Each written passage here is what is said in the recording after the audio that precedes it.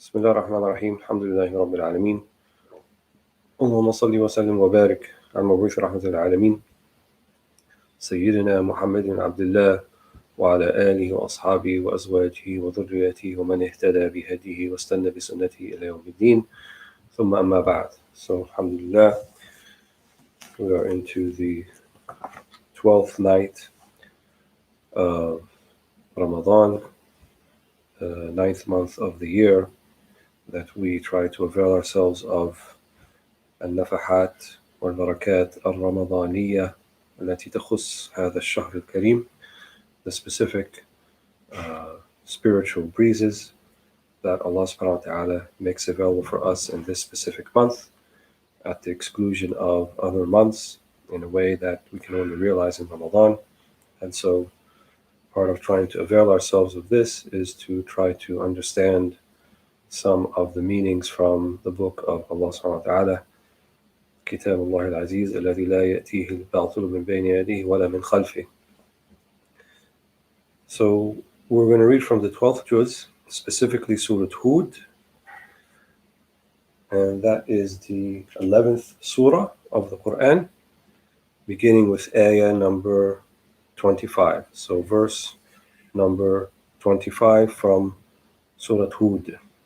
And قوله تعالى: ولقد أرسلنا نوحا إلى قومه إني لكم نذير مبين ألا تعبدوا إلا الله إني أخاف عليكم عذاب يوم أليم فقال الملأ الذين كفروا من قومه ما نراك إلا بشرا مثلنا وما نراك اتبعك إلا الذين هم أراذلنا بادي الرأي وما نرى لكم علينا من فضل بل نظنكم كاذبين.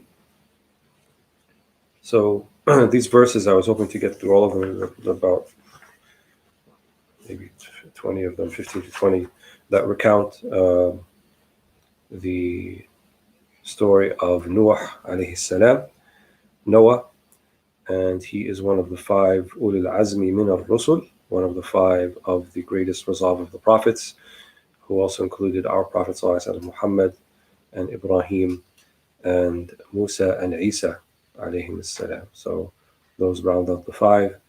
And Noah lived at a time when people lived very long lifespans. After the flood, after the tufan, then the lifespans became closer to what we live today, 100 years or less. But before that, people used to live hundreds of years. And the Quran stipulates that Nuh alayhi salam, his mission, his da'wah alone was 1,000 years except for 50, so 950 years. And it said that Nuh alayhi salam would have his da'wah and his mission, and then the grandson of someone he already had spoken to, so that means the father and then the grandfather of this person would come and say, oh yes, my grandfather and my father told me about you, and you're an old man and you're telling us about Allah and so forth, and they told me not to believe in you and not to follow you. So Nuh alayhi salam actually had relatively few followers, so over 950 years of da'wah. And it's said that the number of people who actually got on the ark, Noah's ark or the boat, the safina, were something like 71, 72, something like that. And amongst those included some of his children and some of his wives, other than the wife who did not believe, Walead, I think her name was. So here in this verse, this recounts the story of Nuh alayhi salam, probably in the most comprehensive way in the Quran. It's told in other places, but I think most comprehensively in Surah Hud. So even though the chapter is named after Hud alayhi salam, one of the prophets, there's also the story of Madian, Shu'aib of Madian, and Musa alayhi salam, and others. So Allah subhanahu wa ta'ala says, we sent Noah to his people to say, I have come to give you a clear warning. Worship no one but God. I fear you will have torment on a painful day. But the prominent disbelievers among his people said, we can see that you are nothing but a mortal like ourselves, and it is clear to see that only the lowest among us follow you. We cannot see how you are any better than we are. In fact, we think you are a liar. So this was their response to Nuh alayhi salam. And he said, Inni lakum nadhirun mubin. I come as a warner, and I come as a clear warner with clear signs. And every prophet that was sent, or every messenger that was sent to every people, had bayinat, had mu'ajizat, had miraculous things that Allah subhanahu wa ta'ala sends with them, so that people know this person is not a liar but is telling the truth. أَلَّا تَعْبُدُوا إِلَّا اللَّهِ. So to only worship Allah subhanahu wa ta'ala and to worship none but Him. إِنِّي أَخَافُ عَلَيْكُمْ عَذَابَ يَوْمٍ أَلِيمٍ. Because I fear for you عذاب أليم, a severe chastisement. And this also shows us one of the secrets of the da'wah, or the central tenets of da'wah, is that you have to actually care about al-mad'u. You have to care about the people that you are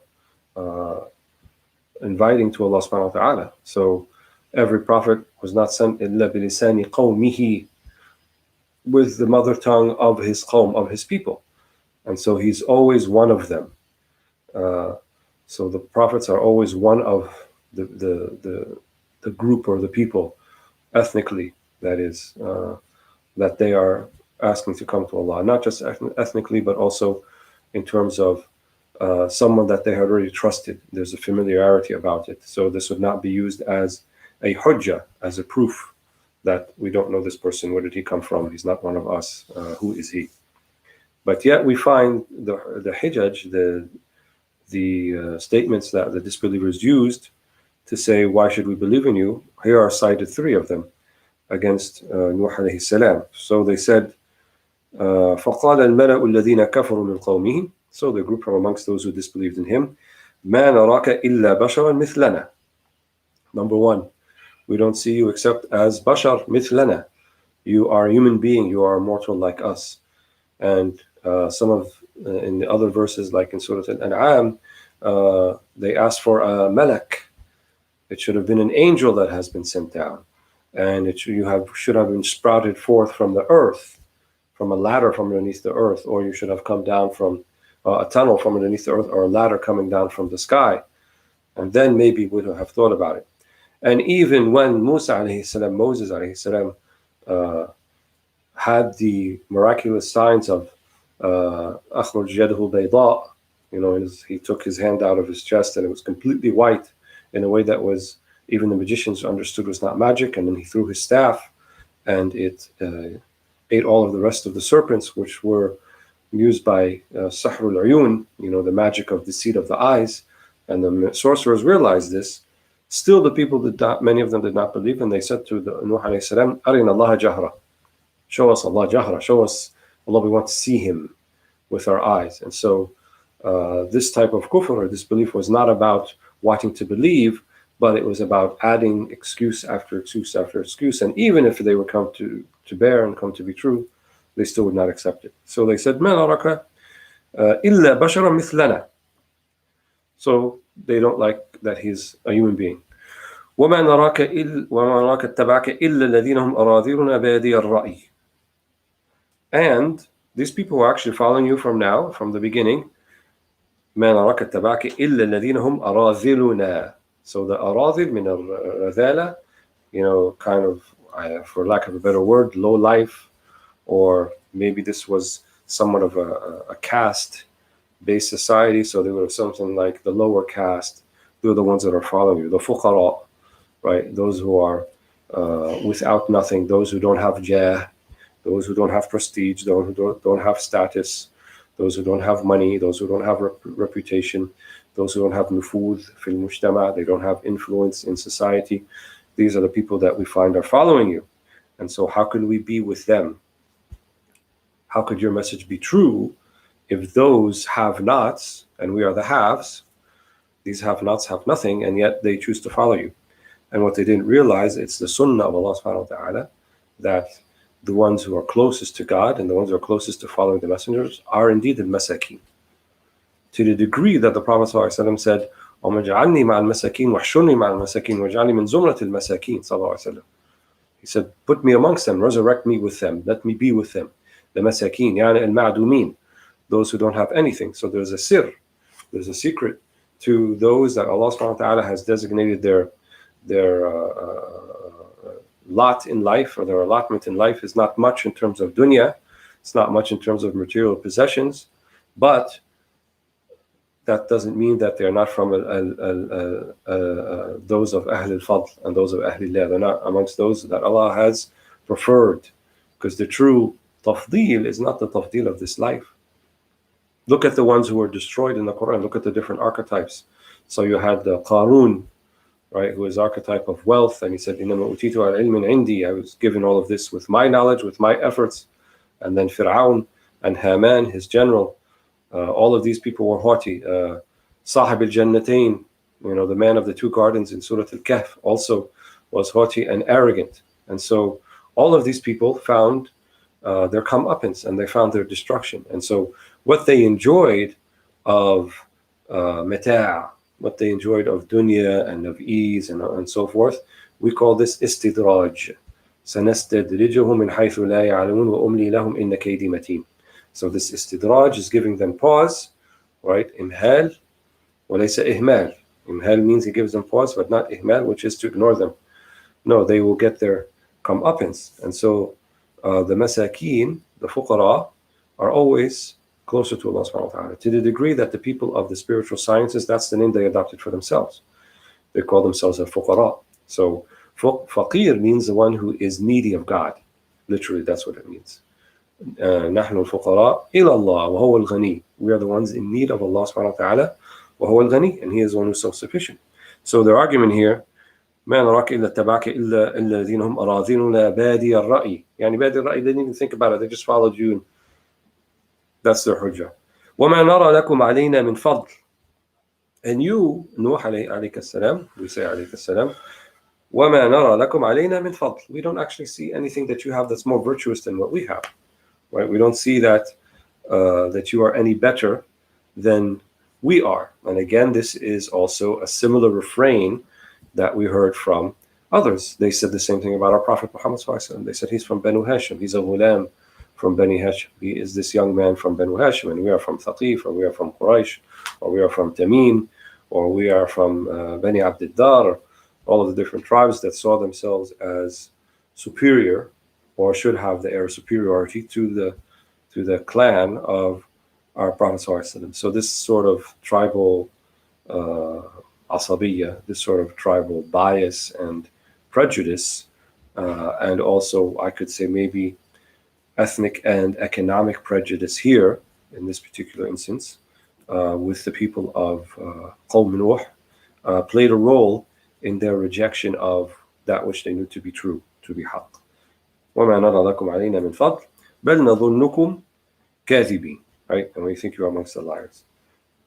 Then Nuh alayhi salam replies, قال يا قوم أرأيتم إن كنت على بينة من ربي وآتاني رحمة من عنده فعميت عليكم أنلزكموها وأنتم لها كارهون ويا قوم لا أسألكم عليه مالا إن أجري إلا على الله وما أنا بطارد الذين آمنوا إنهم ملاقو ربهم ولكني أراكم قوما تجهلون ويا قوم من ينصرني من الله إن تردتم أفلا تذكرون.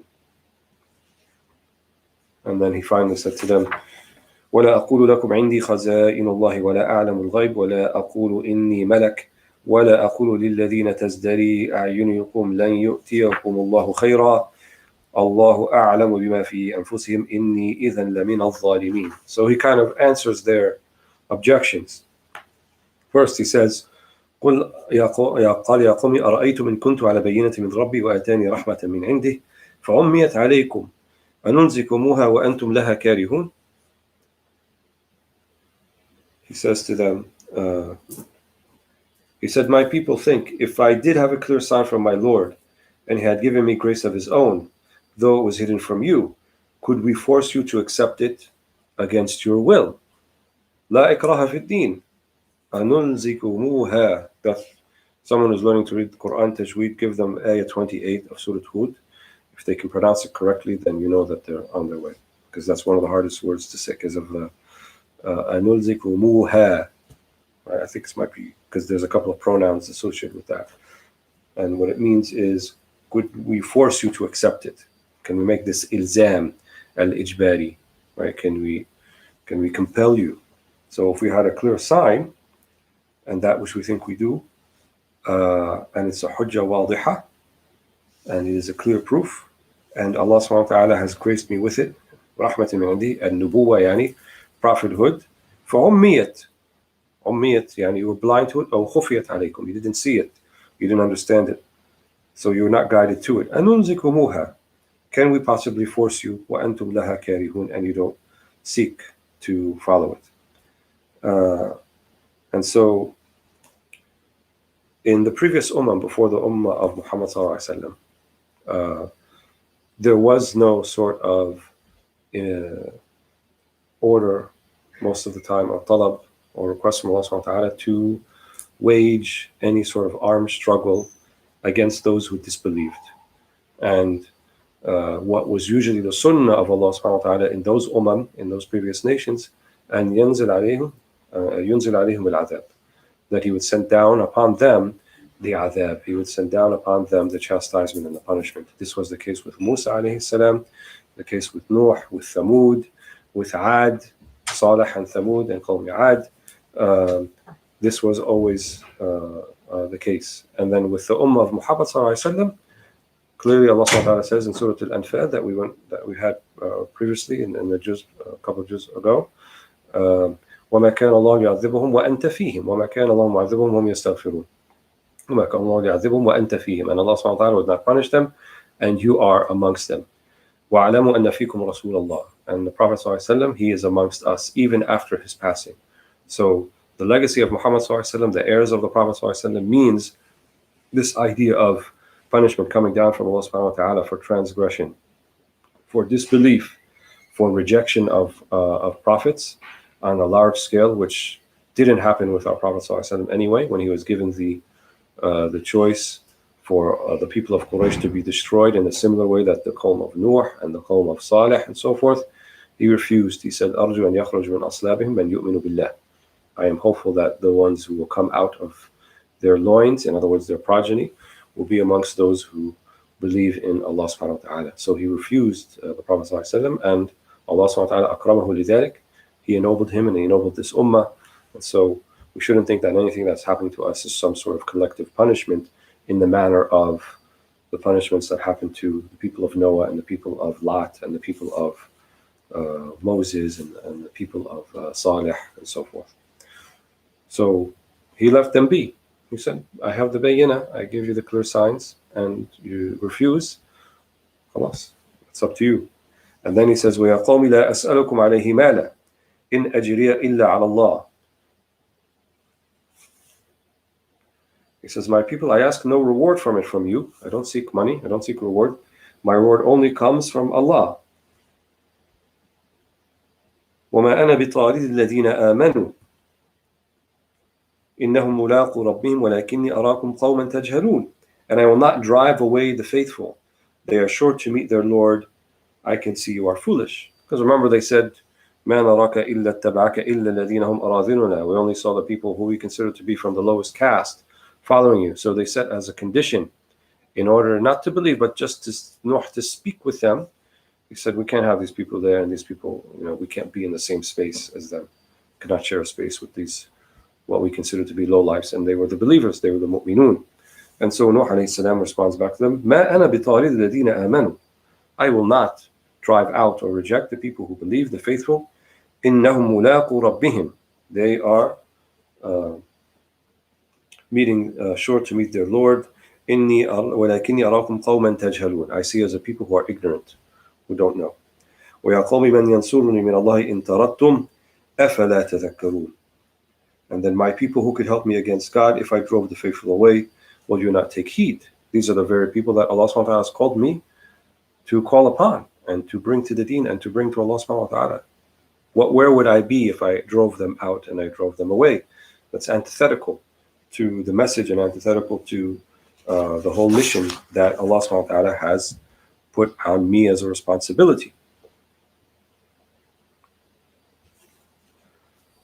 And maybe يجدر بالذكر that Sheikh Ibn Ajib, he said as an ishara here is that in da'wah and inviting to Allah subhanahu wa ta'ala, also one of the principles of da'wah, so we saw one principle before, is you have to love the people that you are inviting to to Allah subhanahu wa ta'ala. You have to truly care for them. You have to truly empathize for them. Otherwise, your message will fall on deaf ears. You have to want their well-being and their welfare. It's not about trying to jam them up in a place where now that you hope for God's punishment to come down upon them because they didn't listen to you. That's not the way of our prophets. So first principle is love and empathize with the people you're trying to draw to the deen, drawing to Allah subhanahu wa ta'ala. Second, لا أسألكم عليه أجرا إن أجرا إلا على الله. Do not seek anything that they possess. Do not ever make it about a worldly thing. Do not let them believe that you have some sort of agenda, right? An agenda means that something personal that you're going to benefit from, and something personal that they may have that you want to avail yourself of. That could be money, that could be influence, that could be, in some ways, the way some Muslims practice da'wah today, and I've heard it from non-Muslims. They say something like, I felt they had an agenda, they're trying to convert me. And you might say, well, isn't that what we're trying to do, convert them? No, we're not trying to convert them. We're inviting them and informing them of the way of Allah subhanahu wa ta'ala. We're inviting them to the deen. We're not trying to convert them because we cannot. Isn't this what Nuh said to them? أَنُلْزِكُمُوهَا وَأَنْتُمْ لَهَا كَارِهُونَ? Can we force it upon you? Can we make this ilzam? وَأَنْتُمْ لَهَا كَارِهُونَ, and you dislike it? وَلَا إِكْرَاهَ فِي الدِّينِ. لَا إِكْرَاهَ فِي الدِّينِ. There's no compulsion in religion. We merely invite. إِنَّكَ لَا تَهْدِي مَنْ أَحْبَبْتَ وَلَكِنَّ اللَّهَ يَهْدِي مَنْ يَشَاءُ. You can't bring those even that you love. تَهْدِي مَنْ أَحْبَبْتَ. But Allah will guide whom He pleases. So yes, guidance can be via you or via the vehicle of da'wah, but Allah subhanahu wa ta'ala هو الذي يهدي من يشاء ويضل من يشاء. Allah guides whom He wills, and He will find those as misguided who He wills as well. So do not seek some sort of recompense from al-mad'u, from those that you are trying to, and don't make it about that, in other words. And of course, people who work and so forth in Islamic work and da'wah and maybe have salaries and stipends and things like this, this is fine as long as that is not the motivator. In other words, if you say, well, I will only go and teach these people or talk to them if they remunerate me, if they give me payment, and otherwise I'm not interested. That's a very dangerous place to be in. Your motivation should be for Allah subhanahu wa ta'ala and to bring to Allah subhanahu wa ta'ala. And Allah subhanahu wa ta'ala will take care of you, inshallah. Don't make that the object of or the motivating factor by why you're doing it, because ultimately you will fail. You can't bring people to the deen because you're a professional who does that. No, you do it because you're for Allah subhanahu wa ta'ala. Then Nuh says, وَلَا أَقُولُ لَكُمْ عِنْدِي خَزَائِنُ اللَّهِ وَلَا أَعْلَمُ الْغَيْبَ وَلَا أَقُولُ إِنِّي مَلَكٌ وَلَا أَقُولُ لِلَّذِينَ تَزْدَرِي أَعْيُنُكُمْ لَنْ يُؤْتِيَهُمُ اللَّهُ خَيْرًا اللَّهُ أَعْلَمُ بِمَا فِي أَنفُسِهِمْ إِنِّي إِذًا لَمِنَ الظَّالِمِينَ. Now he's addressing some of their objections. So he said, I am not telling you that I hold God's treasures or have any knowledge of what is hidden, or that I am an angel, because that's what they were saying. We see you as a human being like us. Why aren't you an angel? He said, I am not saying that I'm an angel, nor do I say that God will grant any good to those who are despised in your eyes. God Himself knows best what is in their souls. If I did this, I would be one of the wrongdoers. So even the one tazdari a'yunukum, there's no promise. Allah subhanahu wa ta'ala yu'tihum khayra, that Allah will give them the good. They outwardly accepted the da'wah and they follow the path of hidayah. وَنَرْجُ لَهُمُ الْهِدَايَةِ. But that does not necessarily mean that if you accept the hidayah, one is better than the other or one is less than the other. This is all min ilm al-ghayb. This is all from the matters of the unseen. And so I am just a nadhir and a bashir, right? And even our own Prophet ﷺ, Prophet Muhammad, sometimes the Quraysh would ask for things, anzil alayna al-adab, and do all these sorts of things that they were asking for. His response was, إنما أنا بشر إنما أنا نذير وبشير. I am a human being, I am a nadir and a bashir. I am a warner and I'm going to bring glad tidings. That is my role. I am not the one who's going to send down the punishment. I am not the one who's going to take you to task. I am not the one who's going to do muhasabah, who's going to take you into account of your deeds and what you did or what you didn't do. This is all the role of Allah subhanahu wa ta'ala. I'm here merely to show you that is indeed the role of Allah subhanahu wa ta'ala, when to be أرجوكم أن تكونوا من أهل التوحيد, to be from amongst the people of who acknowledge the oneness of God and the oneness of worshipping of Allah subhanahu wa ta'ala. ولا أعلم الغيب, right? I don't know the غيب. أنا ممكن قد يكون مطلع على الغيب, right? There's a difference between knowing the غيب intrinsically and inherently, and that's only for Allah subhanahu wa ta'ala. Even our Prophet ﷺ, it's mentioned in the Quran, وَلَوْ كُنْتُ أَعْلَمُ الْغَيْبَ لَاسْتَكْثَرْتُ مِنَ الْخَيْرِ وَمَا مَسَّنِيَ السُّوءُ إِنْ أَنَّ إِلَّا بَشِيرٌ وَنَذِيرٌ لِقَوْمٍ يُؤْمِنُونَ. If I knew the غيب, لَاسْتَكْثَرْتُ مِنَ الْخَيْرِ. If I knew what was hidden, what was from the world of the unseen, like what's going to happen tomorrow and the day after, لَاسْتَكْثَرْتُ مِنَ الْخَيْرِ. Then I would have much good. I would always know what's going on in the next day, so I wouldn't make any mistakes. وَمَا مَسَّنِيَ السُّوءُ. And then nothing evil would have happened to me. But I am just a nadhir and a bashir. I am just someone who is a warner and someone to remind you. And a mudhakkir. Inta mudhakkir, lasta alayhim bimusaytir. Right? You are mudhakkir. You are the one to remind them. You're not musaytir. You're not one to compel them or to promise them of God's punishment coming down upon them. But you only warn them, but you don't know when it's going to come.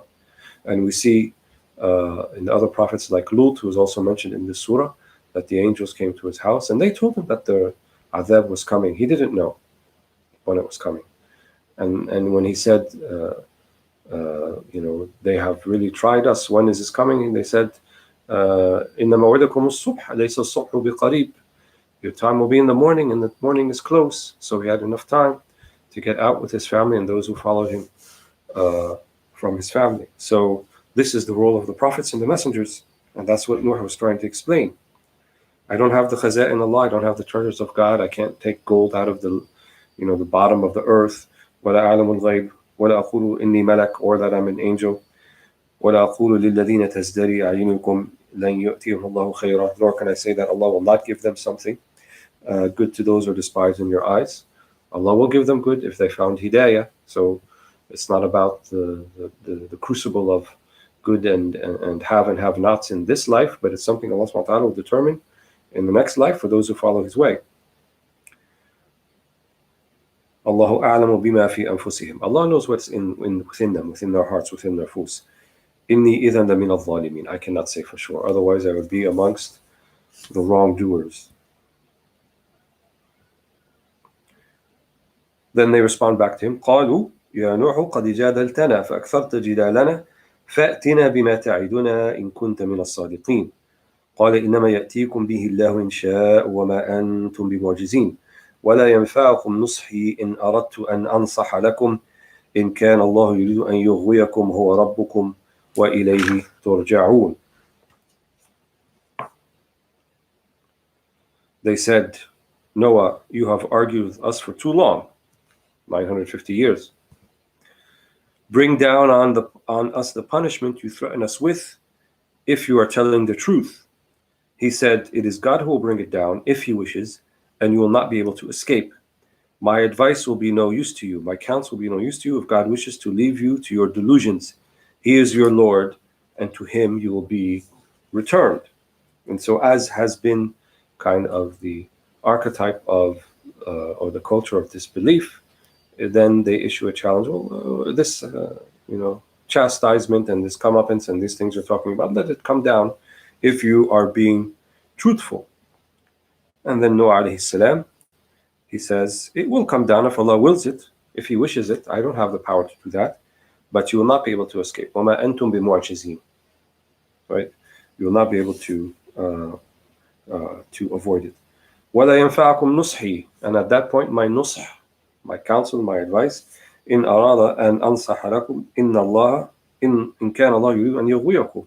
So even if I wanted to, and I wanted to advise you, if Allah subhanahu wa ta'ala wants to leave you to your delusions, so it will be هُوَ رَبُّكُمْ وَإِلَيْهِ تُرْجَعُونَ. He is your Lord, and to him surely you are returning. And then interestingly, in the middle of this telling of the story of Nuh alayhi salam, then the verse, and Allah subhanahu wa ta'ala turns his attention and addresses our Prophet Muhammad sallallahu alaihi wasallam directly in the next verse 35, when he says, أَمْ يَقُولُونَ افْتَرَى قل إن افتريته فعلي إجرامي وأنا بريء مما تجرمون. So he says to the Prophet ﷺ, if these disbelievers, yani Quraysh, say he has made this up, say, Ya Rasulullah, Ya Muhammad, if I made this up, I am responsible for my own crime, but I am innocent of the crimes that you commit. أم يقولون, يعني كفار قريش, that this is iftira. Yani these stories that you're telling about and these signs that you're telling us is iftira. Say if it is iftira, if it's something that's made up, then I'm responsible for that, but you are responsible for the crimes that you commit yourselves. And then he goes back to Allah subhanahu wa ta'ala, to Nuh, in the verse after that, where he says, وَوَحِيَ إِلَى نُوحٍ أَنَّهُ لَن يُؤْمِنَ مِنْ قَوْمِكَ إِلَّا مَنْ قَدْ آمَنَ فَلَا تَبْتَئِسْ بِمَا كَانُوا يَفْعَلُونَ وَاصْنَعْ الْفُلْكَ بِأَعْيُنِنَا وَوَحْيِنَا وَلَا تُخَاطِبْنِي فِي الَّذِينَ ظَلَمُوا إِنَّهُمْ مُغْرَقُونَ وَيَصْنَعُ الْفُلْكَ وَكُلَّمَا مَرَّ عَلَيْهِ مَلَأٌ مِنْ قَوْمِهِ سَخِرُوا مِنْهُ قال إن تسخروا منا فإنا نسخر منكم كما تسخرون فسوف تعلمون من يأتيه عذاب يخزيه ويحل عليه عذاب مقيم. It was revealed to Noah, none of your people will believe other than those who have already done so. So do not be distressed by what they do. Build the ark under our watchful eyes, and our inspiration. Do not plead with me for those who have done evil. They will be drowned. And so, as we said earlier, the number of people who actually believed in Nuh over all those years were less than 100. And these are going to be all the people that are going to be left on the face of the earth. So that is the soundest interpretation of the flood and what happened. One might say, well, that's it, 70 people or 72 people. And, well, Nuh alayhi salam had 3 sons with him that also came, including all of the other couples. And then, as we'll see in the verses after this, male and female of all the animals that he had access to at that particular point. So elephants and lions and hyenas and camels and donkeys and so forth. So in this kind of prehistoric time, so to speak, so this is way before much of our recorded history, way before the Greeks and the Coptic Egyptians and the ancient cultures. This is even a more ancient culture. So there probably were not that many people populating the planet at the time. Perhaps we can only say in the thousands, most likely not in the millions. And most likely the earth was not populated, all of it. It was only populated in what was likely Mesopotamia, which is kind of the Jordan, Iraq region where we think Nuh alayhi salam was at this particular time. So that is the likely interpretation. As a point of aqidah or as theology, is this something that we have to have jazm? In other words, we have to accept it as a tenet of faith?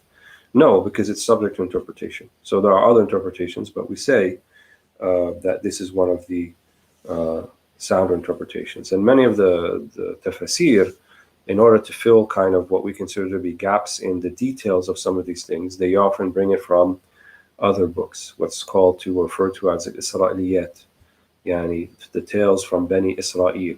Some of them may be true, some of them may be not, because they come from what we consider to be versions of the Bible or the Torah or the Zabur or the Psalms of David that may or may not have been manipulated somehow by people over the centuries. And so we don't know what's true and what's not. So when they do mention these things in the Tafsir, and even Ibn Ajiba mentions it here to some degree, it's always understood that you take it with a grain of salt. That qila kada, or it said this, and it's just sort of to kind of fill in some of the details. But since the details, the specific ones, are not mentioned, then that's not really the main point. The main point of the verses is lil-i'tibar. So we think this is haqq, obviously not. We think, we believe this is haqq, this is true. These things actually happened. And but the point is, as they were being revealed to our Prophet Muhammad ﷺ, that we should have i'tibar, we should take them as moral lessons. And they're not just legendary stories, they actually happened, as I said. ما كان حديثا يفترى, Surah Yusuf. ما كان حديثا يفترى ولكن تصديق الذي بين يديه. It's not something that was made up, but it's tasdeeq, right? It's one of the miracles of our Prophet ﷺ that There's no way he could have known about Noah and Yunus and Jonah in the belly of the whale and Noah and the flood and all these things, except if had been revealed to him by Allah subhanahu wa ta'ala. And he was not someone who read, nor he was someone that associated with Christian monks or Jewish sages or anything like that, that they would tell him these tales. So this could have only come from Allah subhanahu wa ta'ala. Tasdeeq, alladhi bayna yadayh. So this is tasdeeq. This is gives proves and gives credibility to that which is before you, namely the Quran and the Prophet sallallahu alaihi wasallam. So it was then revealed to Nuh, وَأُوحِيَ إِلَى نُوحٍ أَنَّهُ لَنْ يُؤْمِنُوا مِنْ قَوْمِكَ. Only a few will, from amongst them will believe, only those who have believed with you up until now. فَلَا تَبْتَئِسْ. Right? So do not be distressed that the rest do not.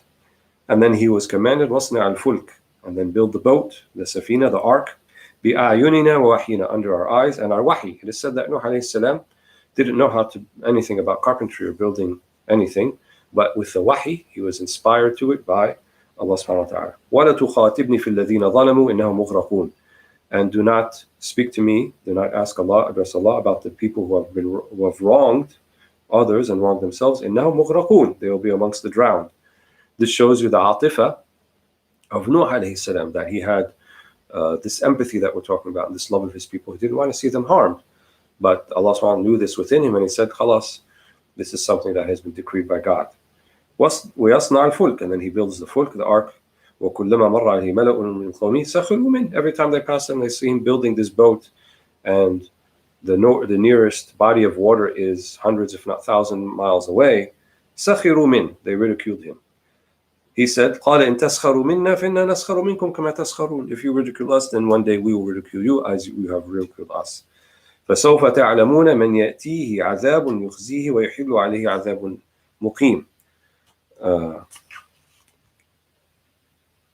So you may scorn us now, but we'll come to scorn you. You'll find out who will receive a humiliating punishment and on whom a lasting suffering will descend.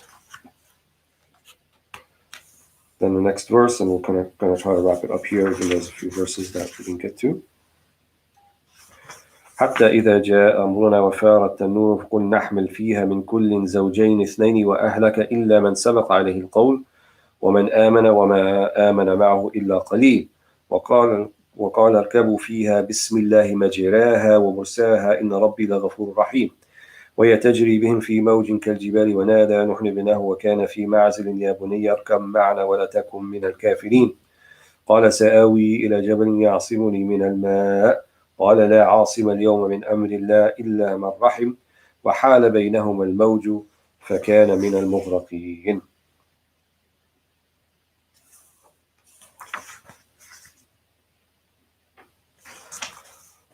So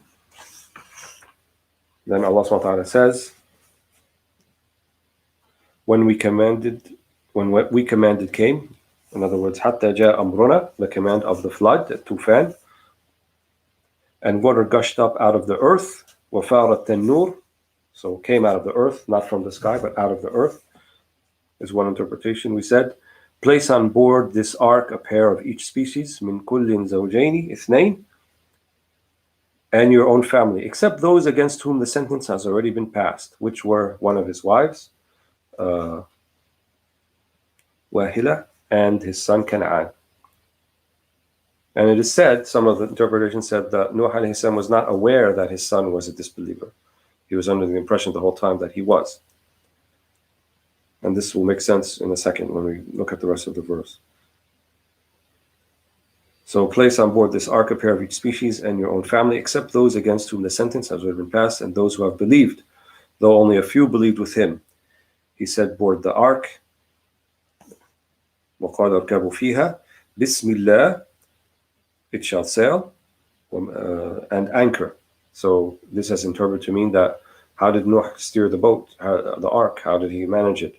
Bismillah, it would sail, and Bismillah, it would anchor or stop. So literally by Bismillah, the mentioning the name of God. In the name of God it shall sail and anchor. My God is most forgiving and merciful. It sailed with them on waves like mountains. So it said the waves were as high as mountain tops.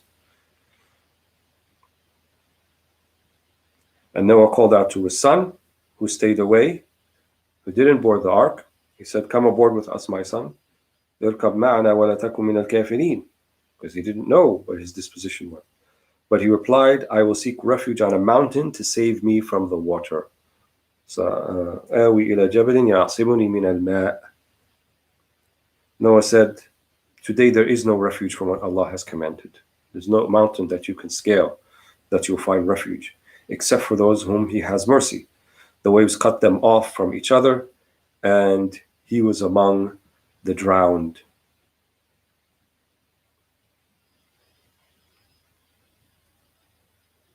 So the verse after that, just read it quickly. وقال يا أرض ابلعي ماءك ويا سماء اقلعي وغيض الماء وقضي الأمر واستوت على الجودي وقيل بعدا للقوم الظالمين. Then it was said, earth swallow up your water and sky hold back. So the floods receded and the water subsided. The command was fulfilled. The ark settled on Mount Judi, al Judi, and it was said, gone are those evil-doing people. And then humanity kind of had a complete reset. Sometimes Nuh alayhi salam is referred to as Adam al-Thani, or al-Ab al-Thani lil-Insaniya. So he's considered to be the second Adam, right? Adam was the primordial father of everybody. And then after everyone, except those who boarded the ark, then it was Nuh alayhi salam was the second father.